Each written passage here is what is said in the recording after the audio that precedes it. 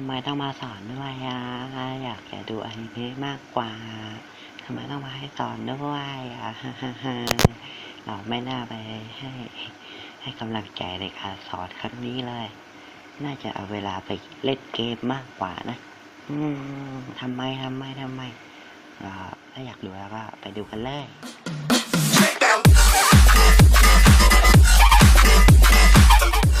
สวัสดีท่านผู้ชมทุกท่านกันด้วยนะครับวันนี้ก็อยู่กับผมเดวิลไทม์นะครับวันนี้ผมจะมาสอนทำซีซีเลนนะครับเป็นซีซีเลนที่ผมคิดเอาเองนะให้คุณมาปรับอะไรก่อนนะครับซึ่งคุณจะปรับเท่าไหร่ก็ได้นะซึ่งผมก็จะปรับตามที่ผมอยากปรับสัก10 วิพอนี่แค่สอนเฉยๆนะอันนี้คุณจะปรับเท่าไหร่ก็ได้นะครับจากนั้นก็ให้ใส่อันนี้เข้าไปครับใส่ตามปกติเลยอันนี้คุณจะใช้เป็นเท่าไหร่ก็ได้นะครับแต่ผมจะใช้เป็น180กับ110นะครับคืออันนี้ก็เป็นอันที่ผมใช้ตลอดแบบนี้นะให้คุณเอาวิดีโอลงมาเป็นวิดีโออะไรก็ได้หรือภาพก็ได้นะครับ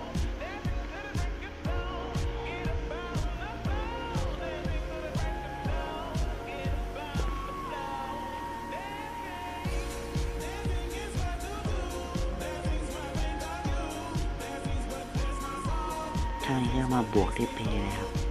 จากทางนี้ก็มาตรงนี้นะครับให้คุณเข้ามานี่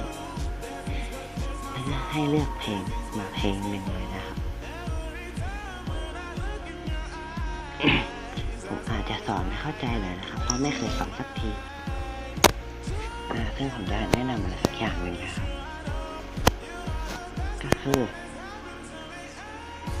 ให้คุณหาท่อนฮุกมาครับอย่างว่าเป็นยกตัวอย่างว่า122สำหรับเพลงนี้ต่อไปแป๊บหนึ่งนะครับคือข้างห้องเขาเสียงดังมากก็ต้องขออภัยกันด้วยนะครับที่ให้คุณมาหาสิ่งที่คุณทำไว้ก็คืออย่างถ้าคุณครับเป็นแบบสีดำอย่างนี้ใช่ไหมครับเนี่ยครับอย่างนี้มันอยู่ที่4.17นะครับให้คุณมาลองดูนี่ครับให้จิ้มไปจิ้มมาเรื่อยๆเนี่ยอย่างมันอยู่แค่ตรงนี้ใช่ไหมครับให้คุณปรับให้ตรงท่อนฮุกให้มันตรงกับไอ้จังหวะที่กรอบดำมันหายไปนะครับนี่เป็นอะไรที่แนะนำเลยนะครับซึ่งมันเป็นอะไรที่ดีมากเลยถ้าคุณปรับได้นะครับ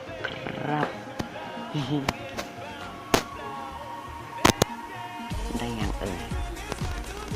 มันก็จะประมาณนี้นะครับเสียงก็จะประมาณนี้ไม่รู้ทุกคนจะทำอะไรหรือเปล่า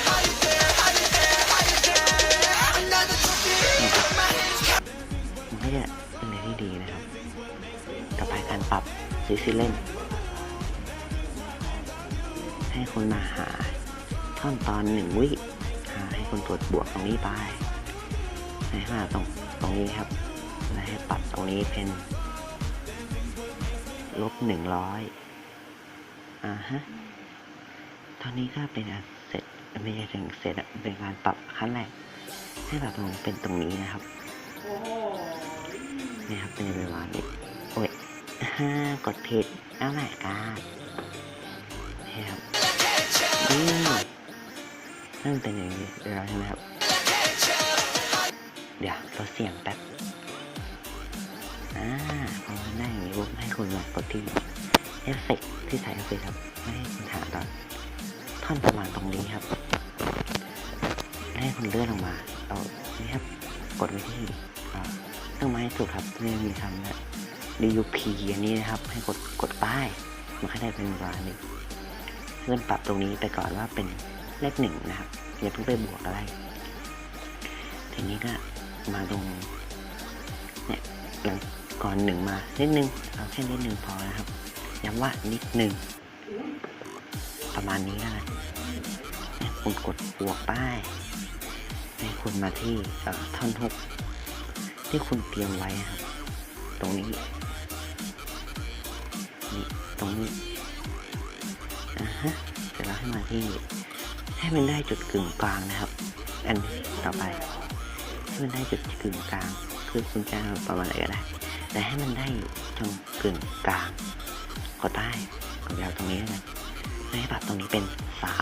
3กดใต้เลข3กดใต้ทีนี้ให้ปรับตรงนี้นะครับให้เป็นตรงนี้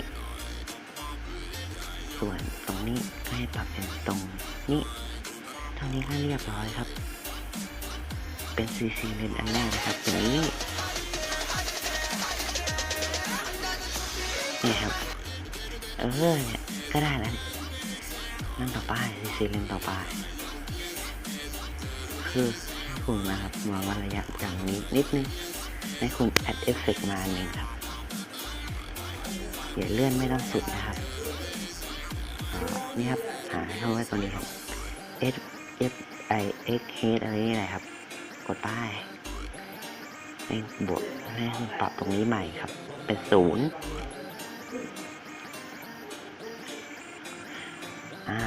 อย่างนี้ใช่ไหมครับให้คุณกดบวกไว้ครับ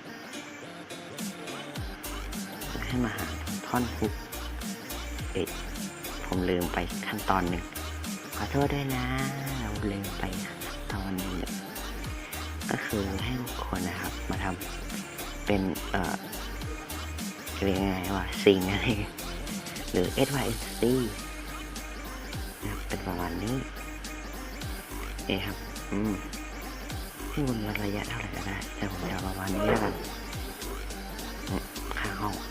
เสียงดังไปหน่อยโทษทีนะครับให้ปรับเป็น40เพื่อนอย่าลืมนะครับตรงนี้ปึ้มอย่างนี้นะครับต่อไปเอฟเฟกต์อย่าลืมนะครับปรับเอฟเฟกต์ให้ดีถึงว่ายังสอนไม่รู้เรื่องเท่าไหร่ผมจะให้ดูใหม่อีกทีนึงนะครับเอฟเฟกต์นี้คุณได้อย่างนี้เลยใช่ไหมครับอันนี้บวกอันแรกตรงนี้บวก2 อัน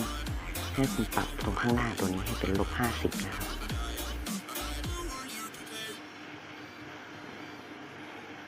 นี่ครับให้ปรับเป็น-50ตรงข้างหน้าตรงนี้ให้ปรับเป็น0ตรงนี้ก็ปรับเป็น0นะครับส่วนตัวนี้นะครับให้บวก3 ตำแหน่งแรกคือตรงนี้นะครับคือหลังจากก่อนที่มันจะซูมออกครับอย่างก่อนที่มันจะซูมหลังจากก่อ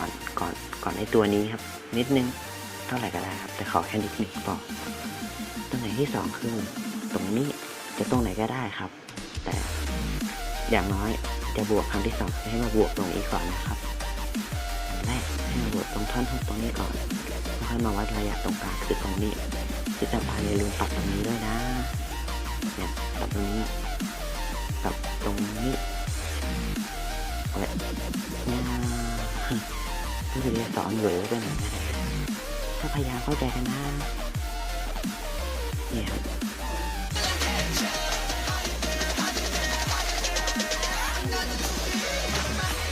ก็แค่นี้แหละครับง่ายดีส่วนพวกอะไรก็คุณก็ไม่ปรับกันเอาเองนะมันแค่ง่ายๆหน่อยครับถ้าคุณปรับสั่งไปด้วยถ้ามันสั่งแรงๆอะไรก็ว่ากันไปแต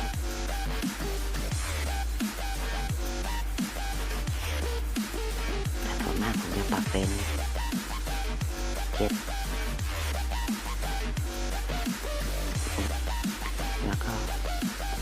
ปรับครั้งแรกนะครับ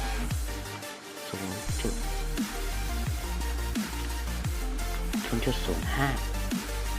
นี่ครับแค่นี้แหละครับ CC Lens 6ง่ายนี่ครับทำได้ประมาณนี้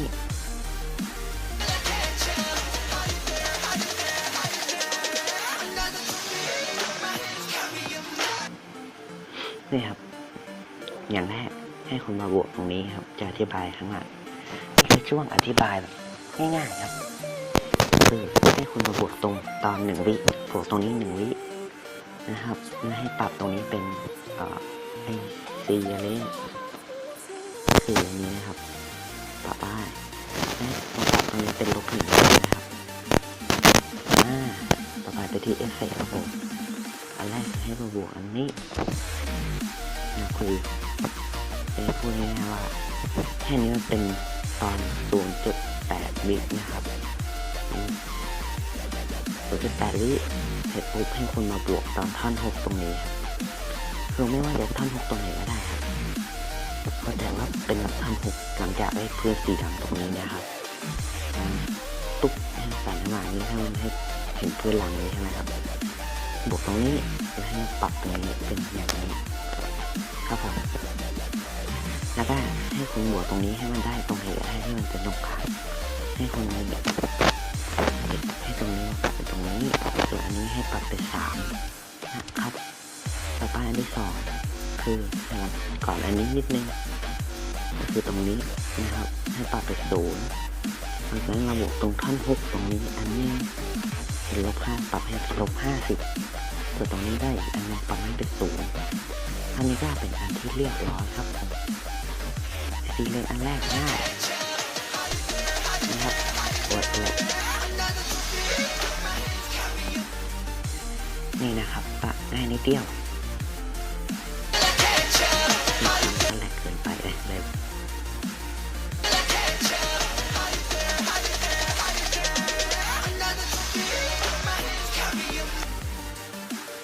โอ้ยแหลก